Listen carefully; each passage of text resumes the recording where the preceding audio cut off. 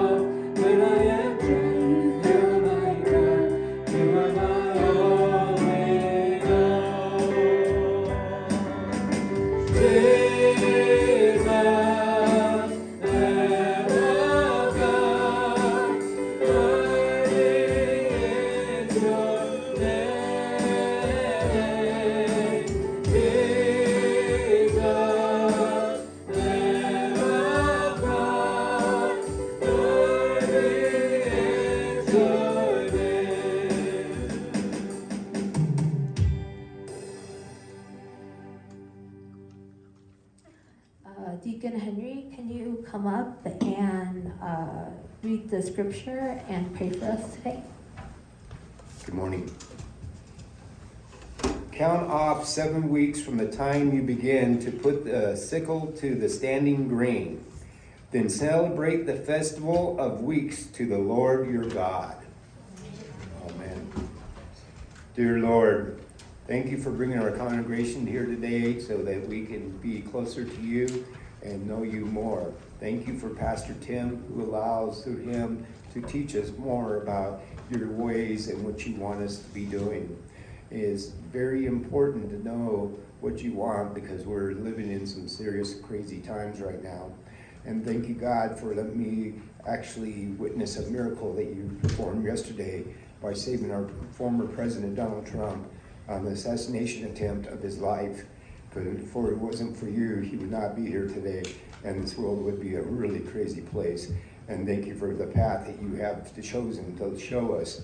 And we know through faith, love, and you give us hope. In the Lord Jesus Christ, I pray. Amen. 신명기 16장 9절로 10절 말씀 제가 다시 읽어드리겠습니다. 여기에는 우리가 감사를 3가지로 감사하라라고 말씀하고 있어요.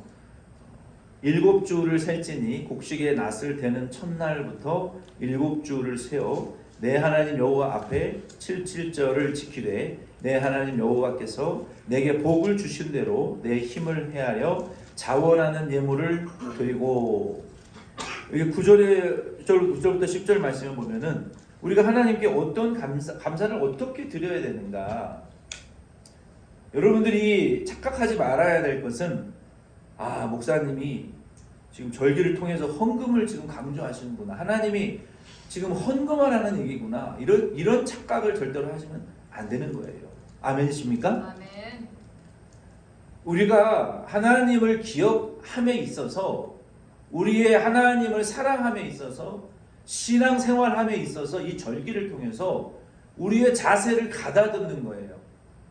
우리의 믿음의 근육을 다시 잘 정렬을 시켜서 하나님 앞에 결단하고 점검하는 그런 시간을 우리가 가져야 되는데, 우리가 하나님에게 감사를 드릴 때 여기 9절 말씀해 보면은 첫 번째로 여기에 7주를 세라 그랬어요. Count of 7 weeks. 우리가 7 곱하기 7은 49일이잖아요. 그렇죠? 7주를 세라는 거예요. 자, 그러면 보세요. 맥주절은 오늘이 6월절 이제 마지막 날이에요. 자, 절 보세요.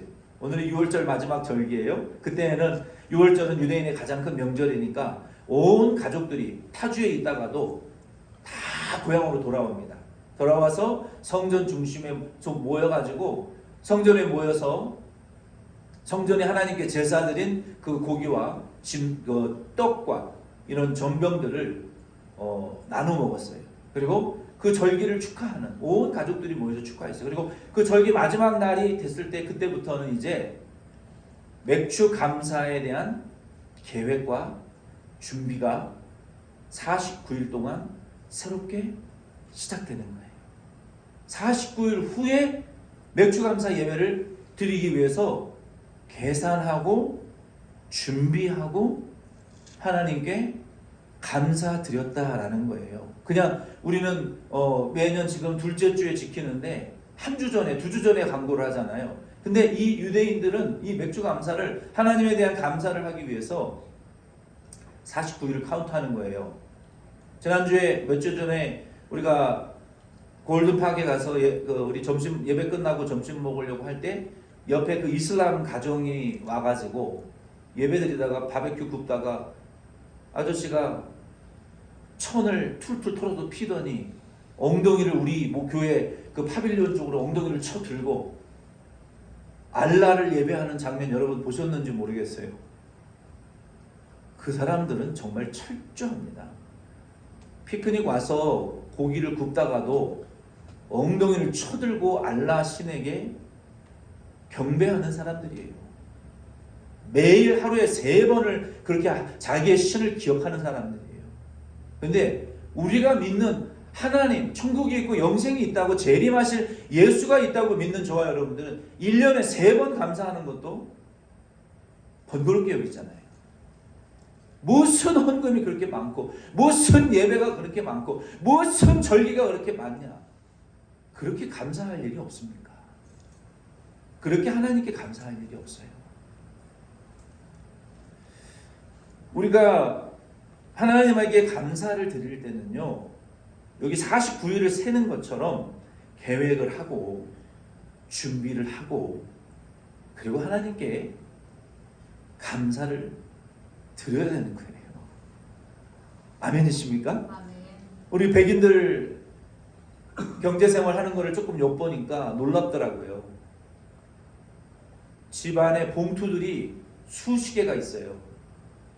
그래서 월급이 들어오면 그것을 가지고 전기세, 물세, 가스비 나가는 유틸리티 엠벨롭이 따로 있어요.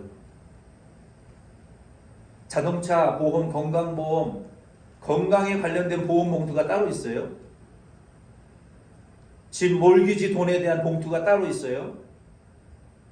자녀들 건강보험에 대한 봉투가 따로 있고요. 손주들 건강보험 봉투가 따로 있어요. 은퇴연금의 건강봉투가 따로 있어요. 올해 저희 쿼터마다 갈 휴가 비용의 봉투가 따로 있어요. 휴가비가 따로 있어요. 병원비 봉투가 따로 있어요. 자기들이 받은 월급에 대한 필요를 봉투에 다 집어넣어 놓고 그러면서 한 달 한 달을 살아가시더라고요. 저는 놀랐어요. 이렇게 사니까 은퇴 준비가 되는구나. 이렇게 준비해서 인생을 살아가는구나. 근데 저희 세대는 한국에서 살아갈 때 그런 거를 본 적도 없고 배운 적도 없어요. 근데 우리 미국 사람들은 어렸을 때부터 자녀들에게 그걸 교육시키는 거예요. 네가 돈을 벌면 여기에 필요한 앞으로 넣어야 될 거 수십 년 후에 필요한 돈, 몇 년 후에 필요한 돈, 다음 달에 필요한 돈, 이번 달에 내야 될 돈에 대한 돈들을 다 채워놓은 다음에 그리고 남으면 돈을 써라. 이런 식으로 준비하는 거예요. 저와 여러분들도 세상 사람들도 그러한데 우리가 하나님에게 감사할 때 계획하고 준비하여 드리는 것이 온전한 감사인 것을 여러분 믿으시기를 바랍니다. 아멘이십니까? 아멘. 그것이 온전한 감사예요. 두 번째는 우리가 어떻게 하나님에게 감사해야 되느냐. 여기 9절 말씀에 보면은 곡식의 낫을 대는 첫날부터 감사하라. 여기 곡식의 낫을 대는 이라는 동사의 히브리어를 찾아보니까 한번 따라해 보겠습니다. 헤르메시. 헤르메시. 헤르메시. 아주 멋있는 단어예요. 여러분 헤르메스 좋아하시잖아요. 헐미스라 그러나요? Right? 헨리? That's right. 근데 여기는 헤르웨시라는 것은 여러분 곡식에 낫을 댄다. 이게 첫 번째 추수한다. 이게 참 단어가 멋있어요. 우리가 그 목장의 이름을 제가 메누하임이라고 지었잖아요. 그게 뭔 소리예요? 목사님 하시는 분들도 있을지 모르겠지만 쉴만한 물가라는 단어를 합성시켜서 메누하임이라는 목장, 우리 가정의 목장, 또 우리의 EM의 목장들이 그 시편 23편에 나오는 그 양들이 목자가 인도하는 그 물가에서 그늘이 있고 풀이 있고 물이 있는 그 잔잔한 물가가 있는 그 푸른 초원과 목장을 메누하임, 원어에 보면은 두 개의 합성어가 그 메누하임, 메하임, 메누하임 이렇게 나와 있어요. 그래서 우리 교회 목장의 이름을 메누하임 이렇게 지었어요. 세계 어디에도 없는 목장의 이름입니다. 멋있잖아요. 또 우리가 오늘 이 구절 말씀을 보면서 헤르메스는 아닐지라도 헤르메시, 우리가 하나님에게 어떻게 감사해야 되느냐? 여러분, 처음에 이렇게 자라가지고 곡식이, 제가 이제 처음에 시골에서 이제 제가 중학교 이제 1학년 때 과수원에 가가지고 그 이제 과수원에 첫 배가 진짜 막 이만해요.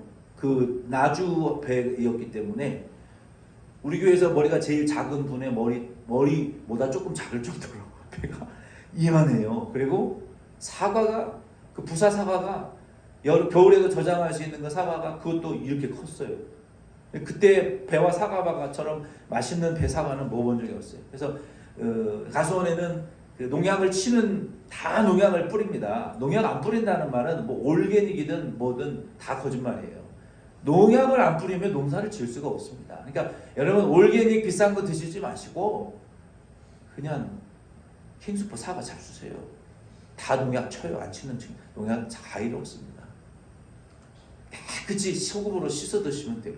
근데 이제 우리 어떤 부분은 이제 농약을 안 친 부분도 있었어요. 그러면 그 이제 사과 배들이 처음에 그 열매가 나오면은요, 그때는 정말 저도 마음이 그 예수님을 만나서 그랬는지 순수해서 그랬는지 모르겠지만 그 사과를 이렇게 보면서 막 사과랑 대화를 했어요. 배랑 대화를 했어요. 너는 어쩜 그렇게 예쁘냐? 너무 귀하 보이고 아름다워 보이는 거예요. 그리고 그 중에 제일 맛있는 놈을 따가지고 아침에 이제 먹으면서 학교를 가고 그랬죠.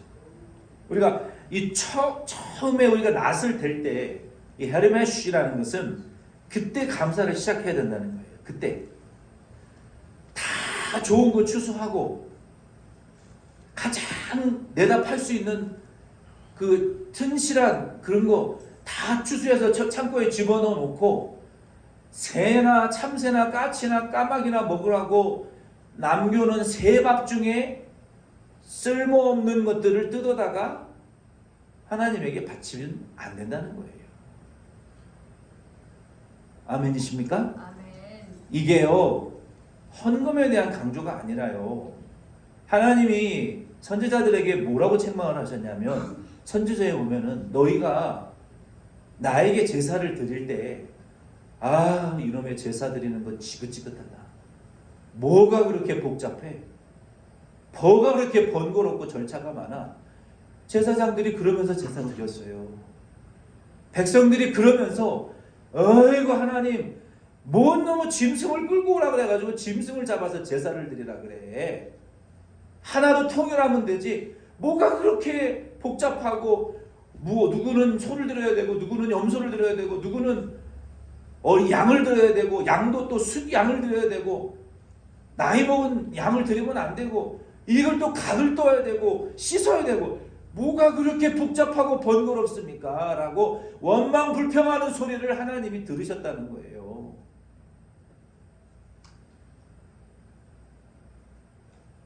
너희들이 원망하고 불평하면서 드리는 그 제사, 하나님 필요 없다고 말씀하시고 누가 성전의 문을 닫아버리면 좋겠다고 말씀하셨어요.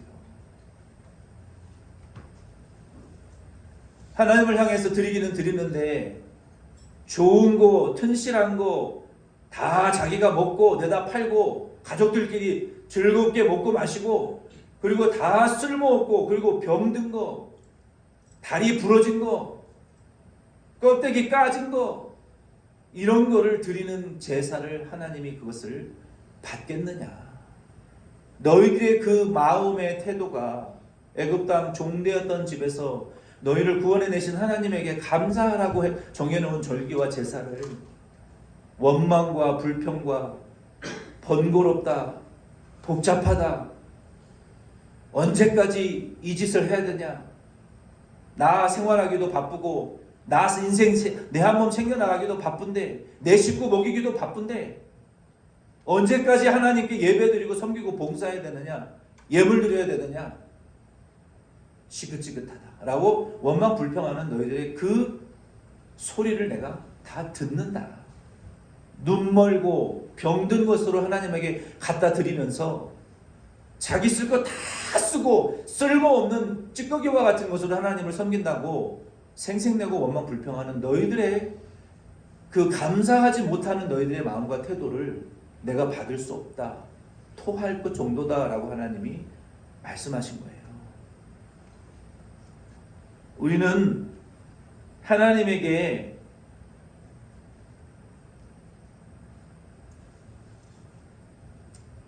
곡식을 대는 첫 순간, 여러분 곡식을 거두어 드릴 때 뭐부터 땁니까? 가장 아름답고 튼실한 것부터 수확하잖아요. 가장 좋은 것으로 하나님 앞에 먼저 드리라는 거예요. 그 마음을 하나님 앞에 드리라는 거예요. 헤르메시, 하나님에게 낫을 대는 순간 그 마음부터 먼저 고쳐서 하나님에게 이거 하나님에게 감사해야 될 것이다. 우리가 추수하는 그 순간부터 내가 성공해서 그 성공을 누리는 그 첫 순간부터 이거 하나님이 하신 것이다. 이거 하나님이 나에게 주신 축복이다. 이거 하나님이 나에게 주신 성공이다. 이거 하나님이 나에게 주신 아름다운 것들이다. 하나님이 나에게 하신 일이다 라고 하나님을 여러분 입술로, 여러분 마음으로 찬양하시는 저와 여러분 될 수 있기를 바랍니다. 아멘이십니까? 아멘. 여러분 그래도 하나님 헌금 강조하시는 분이에요? 아니라는 거예요. 처음 마음과 태도를 하나님에게 먼저 드리라는 거예요.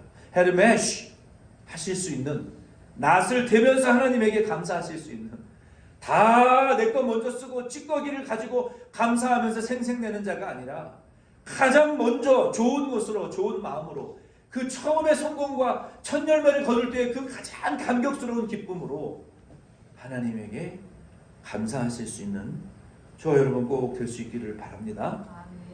여러분 푸에블로 가시면 제가 이 얘기 몇 번 한 것 같은데 그 맥도날드 아저씨 한국 배추 무 막 심어가지고요, 그 사람들 보면은 참 마음이 넉넉한 사람들이에요. 하도 거기 막 배추가 맛있다 그래가지고 배추 사러 한번 갔거든요, 쉬는 날. 근데요 거기 푸에블로 농장에 맥도날드 아저씨 딱 가니까요, 야, 이 사람 참 재밌는 사람이더라고요. 거기에 한국 배추, 무, 갓 이런 거는요 추수하지도 않아요. 그 수십 에이커 되는 밭에다가 씨를 뿌려놓고요, 알아서 캐가세요 그래요. 그리고 몇 파운드 캐갔는지 알아서 돈 주고 가세요. 그냥 공짜로 주는 것도 많아요. 거기 가면 무나 갓요 마음대로 뽑아가라 그래요. 배추 사는 사람들 마음이 넓은 사람이에요. 근데 옆에 막 농작물을 산더미처럼 쌓아놓고요, 그 한 가운데 그 왕 같은 의자를 딱 펴놓고 거기에 이렇게 딱 앉아가지고 아 배는 이렇게 남산만큼 나왔어요. 아이고 막 이러면서 막 퍼줘요. 막 퍼줘. 자기가 수확한 걸 가지고 자기가 수확한 걸 산더미처럼 쌓아놓고 막 팔고 퍼주고 참 넉넉한 사람들이에요. 넉넉한 사람이더라고요, 가보니까. 그래서 정말 특이한 사람이다라고 생각을 했어요. 우리도 하나님에게 하나님이 주신 것에 대한 좀 풍성한 감사를 하나님과 교회를 통해서 하나님께 먼저 우리의 마음을 드리는 거예요. 하나님에게 마음을 드리고 하나님께 감사하고, 그리고 교회에 우리가 드리면요, 교회는요 그걸 가지고 무엇을 해야 되는지를 여기 11절 말씀에 우리에게 분명히 말씀해 주고 있어요. 그거 드리면 그런 목사님이 그거 다 가지고 막 싸놓고 배 터지게 혼자 다 먹는 것이냐? 아니라는 거예요. 그것을 가지고 한국 교회도 전통적으로요, 교회 안에 과부들에게 나눠줬어요. 고아들에게 나눠줬어요. 정말 찌그러워하는 판잣집에 혼자 하루하루 고통스럽게 살아가고 있는 성도들에게 다 나눠줬어요. 이게 성경적인 거라는 거예요. 세 번째는 우리가 어떻게 하나님께 감사해야 되느냐? 10절 말씀에 보면은 주신 대로 내 힘을 헤아려 자원하는 예물을 드려라. By giving free will offering in proportion to the blessing the Lord your God has given you. 잘 살펴보면은요, 다른 말로 하면은 자세히 살펴보면은요, 지난 반년 동안에 분명히 주신 축복이 있습니다. 아멘. 아멘. 우리가 대충 지나가서 그렇죠. 여러분의 삶을 자세히 한번 살펴보세요. 여러분의 가정을, 교회를 자세히, 여러분 자신을 자세히 살펴보세요. 자세히 살펴보면요, 대충 보면 보이지 않습니다. 자세히 들여다보면 그 안에 하나님이 주신 축복이 반드시 여러분 있다는 것을 여러분 믿으시기를 바랍니다. 아멘. 그래서 그것을 찾아내서 그것을 발견하면요, 기뻐요. 장동 속에, 옷장 속에 처박아 놨던, 여름 동안 처박아 놨던 겨울 코트를 꺼내가지고 거기 막 남편 코트에서 100불짜리가 막 쏟아져 나와서 그걸 찾는 기쁨도 있지만요, 그걸 찾는 기쁨도 있죠. 그죠? 근데 우리가 지난 반년 동안 하나님이 우리 교회와 가정과 내 삶에, 나의 인생에 부어주신 은혜들을 우리가 자세히 살펴보면요, 하나님이 주신 축복이 반드시 있습니다. 아멘. 그래서 일기를 쓰는 것이 상당히 하나님에게 감사하는데 도움이 많이 돼요. 그때마다 하나님이 주신 은혜를 감사할 때 여러분 일기를 써보세요. 힘들 때 여러분 일기를 써보세요. 저도 한국에서 정말 힘들 때, 지금 옛날에 저는 프랭클린 다이어리를 매년 사서 썼거든요. 너무 스케줄이 많으니까 그 수첩을 들고 다니면서 사역을 감당했는데, 그때 정말 힘들 때 그 프랭클린 다이어리에다가 써놓은 문구가 있더라고요. 그걸 보면서 마음이 뭉클해지는 거예요. 아, 내가 이렇게 힘든 때도 견뎠구나. 그때는 믿음으로 살았었구나. 아, 이런 일도 내가 경험했었구나. 그때 하나님이 이런 깨달음을 주셨구나. 이런 일들이 감사로 쌓이게 되는 거예요.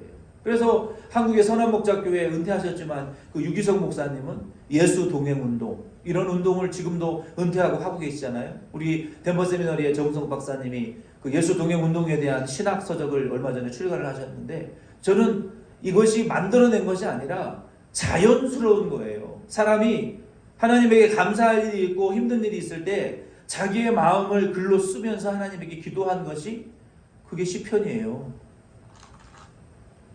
다윗이 그렇게 사람들에게 내몰리고 자기 장인어른에게 창과 칼과 군대로 생명과 목숨을 위협받았어요. 이유는 단 하나예요. 하나님이 다윗을 택했다는 이유 하나예요. 하나님이 택하셨으면 조용히 물러나고 물려주면 되는 것인데 하나님의 뜻을 거역하고 죽이려고 했거든요. 그때 다윗이 얼마나 하나님에게 구구절절하게 그의 고통을 썼습니까? 그 성령의 감동으로 쓴 그 아둘람 굴, 막벨라 굴, 또 무슨 동굴에 그렇게 숨어 들어갔어요. 동굴 속에 들어가서, 여러분 동굴이라는 것이 좋은 것이 아니잖아요. 동굴 속에 숨어 들었을 때 사울 목사님하고 도저히 신앙생활 못하는 성도들이, 환난당한 성도들이, 고난당한 성도들이, 연단받고 만들어진 성도들이, 은혜 없는 복음을 듣지 못하는 성도들이 다윗 목사님에게 좋은 왕궁을 놔두고 성전을 놔두고 그 동굴 속에 아무것도 없는 그 개척교회에 들어가서 다윗과 함께 하나님의 나라를 세우기 위한 고난의 과정을 겪었단 말이에요. 그래서 동굴 속에서 기도하고 회개하고 찬양하면서 환난 당하는 다윗 목사님과 함께 개척교회를 세워서 다윗이 그 동굴을 전전긍긍하면서 도망다니면서 기도했던 쓴 편지가 시편 아닙니까? 그리고 그가 왕이 되었을 때 전쟁을 하는데 다윗이 도망다니면서 숨어 지냈던 모든 광야에서 승리를 거듭하는 거예요. 하나님이 다윗을 동굴 속에 그냥 두신 게 아니라는 거예요. 그 동굴의 지형들을 다 알게 하시고 그 동굴의 모든 지역들을 다 파악하면서 원수들과 전쟁을 할 때 어디에 가면 뭐가 있고 어디에 가면 뭐가 있고 어디에 가면 역청구덩이가 있으니까 피해 가야 되고 어디에 가면 뱀굴이 있으니까 가면 안 되고 그 과정을 하나님 미리 연단시키시고 다윗을 통해서 왕국을 세우고 예배를 세우고 교회를 세우고 다음 세대들을 세워내는 이런 일들을 하나님이 다윗을 통해서 하셨다는 거예요. 그래서 그것에 대한 승리에 대한 감사의 노래가 시편에 가득 들어있잖아요. 그래서 우리가 고난당할 때 시편을 읽으면 기도 안 해도 돼. 그때는요 여러분 정말 기도도 못할 정도로 바울이 말한 것처럼 하나님이 우리를 사형 선고를 받은 자와 같이 우리를 고난당하게 하실 때는요 그때는 진짜 기도도 안 나와요. 한숨 쉬는 것도 힘들 정도로 하나님 앞에 이제 하나님이 진짜 다른 사람은 역전돼서 승리하고 감사하는 간증도 그렇게 많이 하던데 왜 우리 교회는 언제 역전시켜 주실지도 모르고 이제는 그런 생각까지 들 수도 있어요. 바울과 같이 내가 지금까지 나 혼자 애달아서 헛짓한 건가? 하나님 나를 버렸는데 나 혼자 애달아서 지금 나 혼자 이거 헛짓거리 한 거 아닌가 지금까지? 하나님이 이미 나를 버리신 거 아닌가 할 정도로 사형 선고를 당한 것과 같은 고난을 당하시는 분들이 계시다면 살소망이 끊어진 것과 같은 어려움에 처한 분들이 계시다면 여러분 기도 안 돼요. 시편을 소리내어서 읽으세요. 시편을 읽다 보면요 얼마나 큰 하나님의 위로가 있는지 모릅니다. 외롭고 힘들고 사람에게 정말 버림받고 배반당한 성도들이 시편을 읽으면서 회복된 분들이 많습니다. 종교개혁가들도 그랬고요. 청교도들도 그랬고요. 우리의 신앙의 위인들도 그랬어요. 시편의 말씀을 여러분 힘들 때 많이 읽고 들으시기를 바랍니다. 아멘. 그래서 우리가 하나님에게요 자세히 살펴보세요. 자세히 우리의 인생을 들여다보세요. 여러분 우리가 한 인생을 살펴보면서 원망하는 것도 원망할 수 있어요. 원망하세요. 여러분 욥도 원망했잖아요. 그걸 굳이 좋게 해석할 이유가 있습니까? 자기 생일을 저주했어요. 자기의 탄생을 저주했다고요. 원망이에요. 그걸 좋게 해석할 이유가 없어요. 그러나 그는 하나님 원망하는 데까지는 나아가지 않았어요. 정 힘들면 원망하세요. 욥도 그랬다가 회복됐어요. 원망하는 게 죄는 아니에요. 하나님만 원망하지 않으시면 돼요. 아멘. 그렇다고 오늘부터 집에 가서 잔뜩 원망하는 기도를 하지 마시고 정 힘들면 원망할 수 있다는 거예요. 그러나 하나님은 원망하지 마세요. 아멘이십니까? 아멘. 하나님은 이해돼서 믿어지는 분이 아니에요. 제가 2년 전에 설교했죠. 믿어져서 믿어지는 거예요. 아멘. 이해해서 믿어지는 하나님은 절대로 존재하지 않습니다. 아멘이십니까? 아멘. 믿어지니까 믿는 거예요.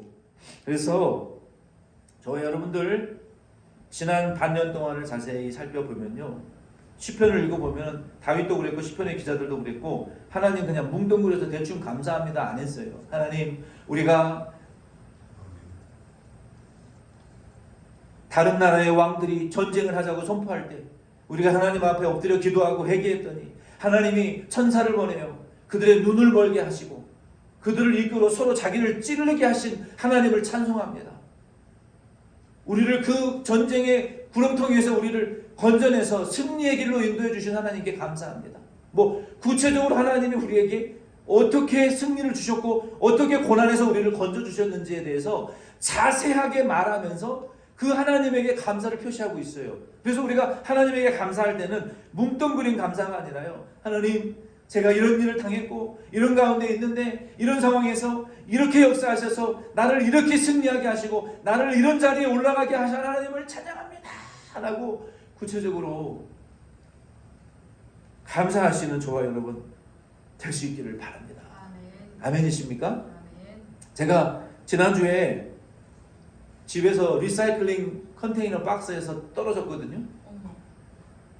그래서 제가 지금 여기가 옆구리가 너무 아파요. 리사이클링 박스에 올라가가지고 뭘 좀 하다가 박스의 뚜껑이 부러졌어요. 오 마이 갓. 그래서 옆에 프레임을 밟고 조심한다고 했는데 발을 이렇게 스텝을 옆으로 옮기는 순간 쓰레기통이 정확하게 반토막이 났어요. 반토막이 나서 쓰레기통 속으로, 여러분 페일 아미 이런 데 보시면 그런 사람 많이 있잖아요. 그 페일 아미에 글 찍었어야 됐는데 집에 CCTV가 없어가지고 못 찍었어. 리사이클링 쓰레기통 속으로 제가 쏙 들어갔어요. 그래가지고 내가 자빠지는 모습이 내 눈에 이 슬로우 모션, 그 김창옥 씨가 하는 말이 그 진짜더라고요. 여러분들이 신장로 로타리길에서 옛날에 신장로 로타리길이라고 옛날 분들은 알아버리고 강남 그 8차선 대로 한복판에서 여러분 신나가지고 뛰어가다가 사람들 다 쳐다보는데 길바닥 한가운데에서 뒤로 발라당 자빠져 본 적 있어요? 없죠? 그럴 때는 막 무릎이 까져가지고 아픈데도 벌떡 일어나잖아요. 일어나가지고 아무 일 없었던 것처럼 아이고 주여 아직도 옆구리가 아파요. 아무 일 없었던 것처럼 달려가잖아요. 근데 그때는 모든 사람들이 나를 쳐다보는데 그게 슬로우 장면으로 보인대요. 근데 진짜 제가 쓰레기통 속에 빠져가지고 뒤로 넘어지는데 내가 넘어지는 모습이 슬로우 모션으로 보이는 거예요. 쫙 하고 넘어지는데 넘어져가지고 하는데 아무도 도와주는 사람이 없어. 오 마이 주차장에서 그 소리를 이렇게 넘어져도 소리가 안 들리잖아요. 그래가지고 이제 기어 나왔죠. 나와가지고 야 이거 어디 크게 베이지 않았나 그리고 몸을 살펴봤는데 처음에는 너무 짜증이 나는 거예요. 아 왜 이 쓰레기통이 내가 아무리 몸무게가 가벼워도 그렇지 뚜껑이 부러질 일은 아닌데 그리고 몸을 이렇게 돌아보니까 여기저기 이제 조금 상처가 났는데 그래서 여기 옆구리가 그 쓰레기통 끄트머리에 부딪혀가지고 숨이 안 쉬어지는 거예요. 그래서 이거 부러진 거 아닌가? 근데 하나님이 또 제가 워낙에 튼튼하니까 워낙에 이제 몸이 이제 다 근육질이니까 부러지진 않았어요. 스크래치만 살짝 나. 그래서 제가 이제 그걸 가지고 제가 주차장에서 무슨 일을 할 때는 항상 말씀을 틀어놓고 일을 하거든요.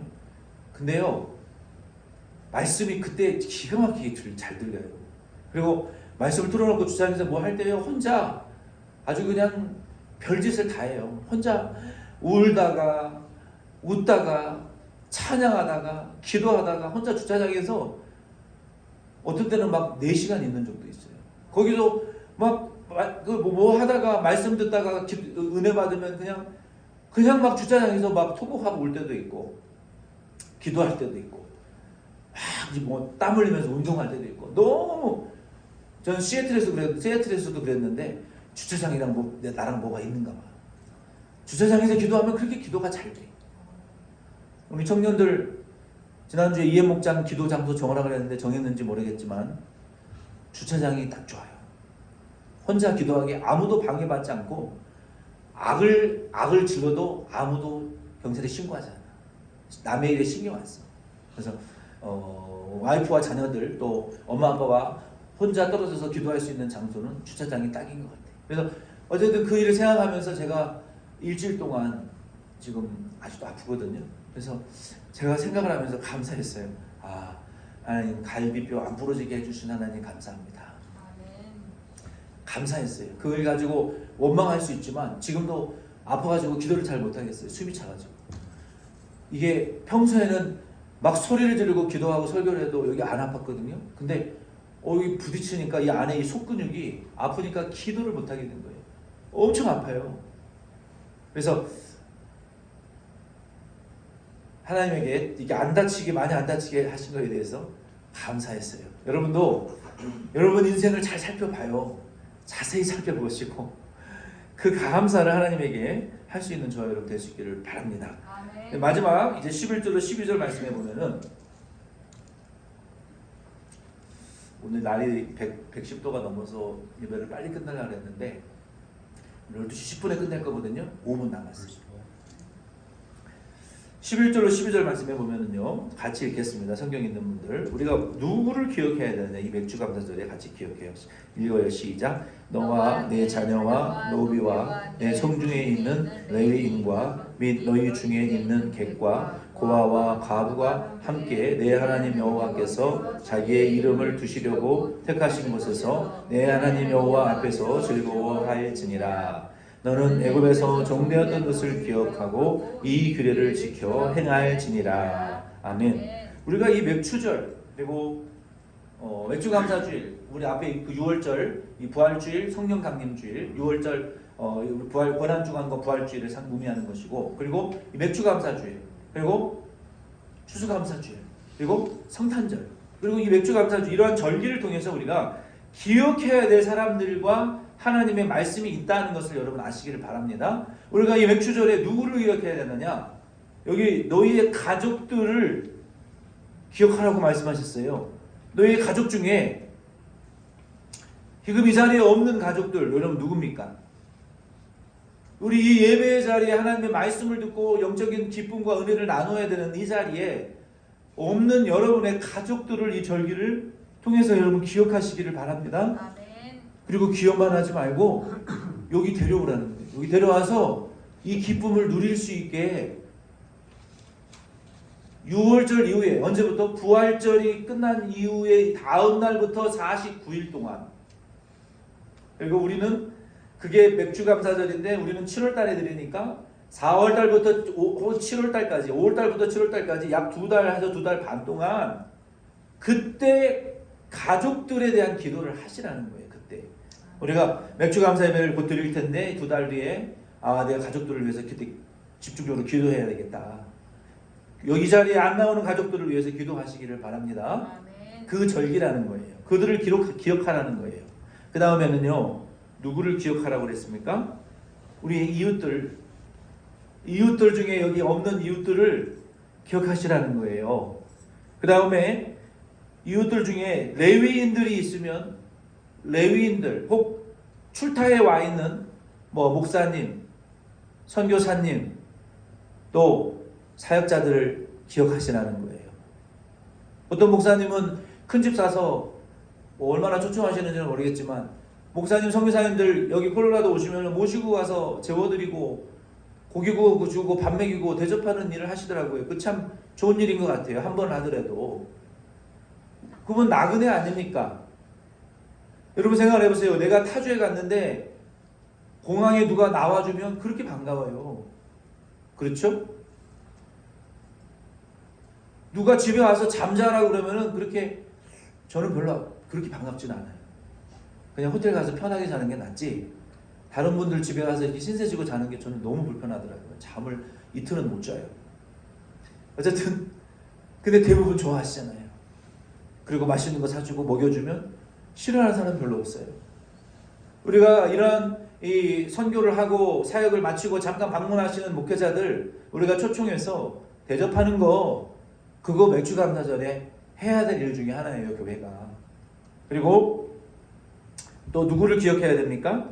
레위인들뿐만 아니라 외국인들, 방문객들, 이 사람들은 이주 이민자들 아닙니까? 이민자들, 저와 여러분과 같은 이민자들, 그리고 고아와 과부를 기억하라고 성경에, 선지서에 여러 번 성경에 말하고 있어요.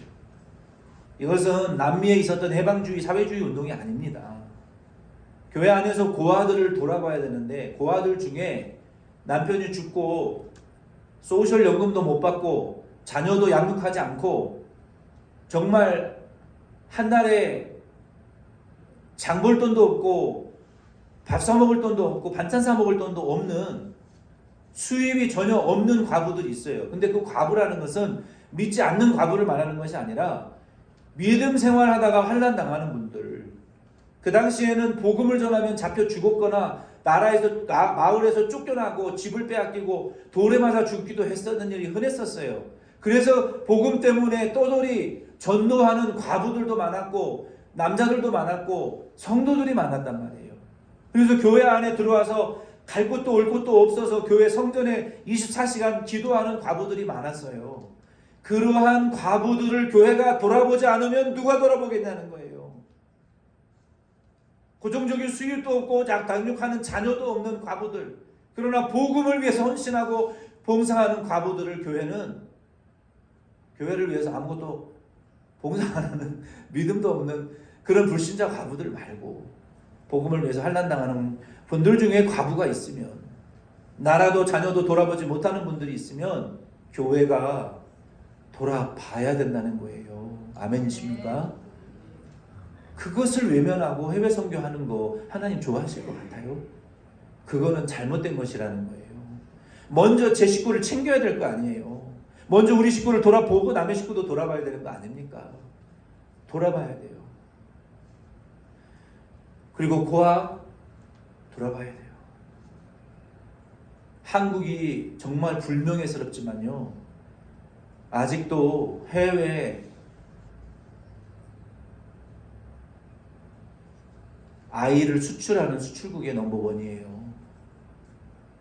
해외 입양하는, 그래서 콜로라도도 그 헤리티지 캠프라는 입양된 한국에서 입양된 한인 2세들의 모임을 갖는 이유가 그 고아들의 외로움과 슬픔이라는 것은 그거는 말로 형용할 수가 없어요.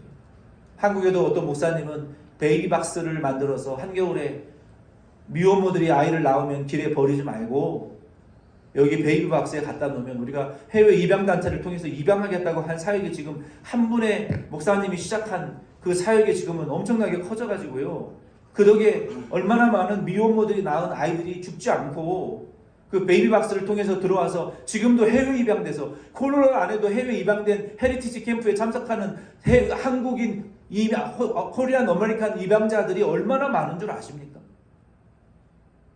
교회는 그 입양자들에게 영적인, 우리가 아버지의 사랑을 받은 그리스도인들로서 그들에게 그 아버지의 따뜻함의 마음을 우리는 교회는 나타내 주어야 돼요.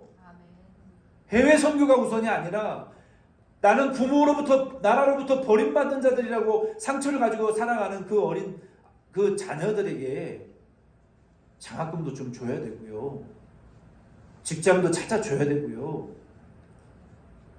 그게 부모의 마음 아닙니까? 어른의 마음 아닙니까? 그 고아들 돌아봐야 돼요. 그게 하나님 명령이에요.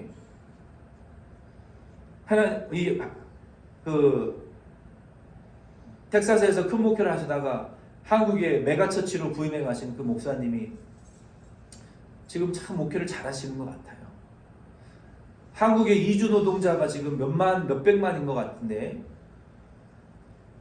그 교회에서 1년에 50명의 이주 노동자를 지원을 받아가지고요, 신청을 받아가지고요, 이주 노동자들이 돈이 없어서 정기 건강검진을 받지 못하는 이주 노동자들의 정기 건강검진을 받는 사역을 1년에 50명을 지금 합니다. 그 메가처치가. 얼마나 훌륭한 일입니까? 한 달에 10불씩 선교헌금 하면서 선교한다고 주보에 내는 교회보다 100배, 1000배 나은 일이에요. 다 거의 대부분이 이슬람 국가 사람들입니다. 그 사람들이 교회에서 그러한 혜택을 받아서 은혜를 받으면 교회 안 나오겠어요? 교회 나옵니다. 그들이 크리스찬이 됩니다. 선교사 100명 파송하는 것보다 그 사람들을 한 사람 변화시키는 것이 훨씬 효과적이에요. 그 사람들이요, 10년 일하면 평생 자국에서 벌 돈을 벌어서 편안하게 먹고 산대요. 그러면 그들이 한국에서 그런 혜택을 받고 돌아가면 자동적으로 선교지가 연결되는 거예요. 자동적으로 선교센터가 생기는 거예요. 그들을 통해서 그 지역에 선교할 수 있는 거예요. 이게 얼마나 훌륭한 일입니까? 하나님이 왜 이방인들에게 그렇게 은혜를 베풀려고 하시는 줄 아세요? 그 이방인들의 모국어를 통해서 은혜를 입은 자들이 이방인을 전도할 수 있기 때문에 그게 하나님의 선교의 방식인 거예요. 그래서 하나님이 이러한 자들에게도 은혜를 베풀려고 하신 것들이 필요해요. 그래서 삐끗 들고 예수천당 불신지옥 하던 시대는 지났어요. 프로그램 돌려서 사람 숫자 늘리는 비즈니스 하는 교회는 이제는 필요 없어요. 그래서 이와 같이 하나님의 명령대로 우리가 감사의 절기를 통해서 예수 믿지 않는 우리의 가족들을 기억하시고 이웃들을 기억하시고 과부와 고아들을 기억하시면서 레위인들을 기억하시면서 그들을 초청해서 우리는 내년에는 함께 하나님의 이 감사의 은혜를 나누실 수 있는 저와 여러분 될 수 있기를 바랍니다. 아멘. 우리가 그렇게 해야 되는 이유는 우리도 한때 마귀의 종이었기 때문에 그래요. 종에서 자유자가 됐고 하나님의 자녀가 되었기 때문에 우리는 하나님의 말씀대로 그와 같은 은혜를 나누어야 되는 사랑의 빚을 갚아야 되는 빚진 자인 것을 여러분 꼭 기억하시기를 바랍니다. 우리 자리에 일어서셔서 우리 축도로 오늘 예배 마치겠습니다.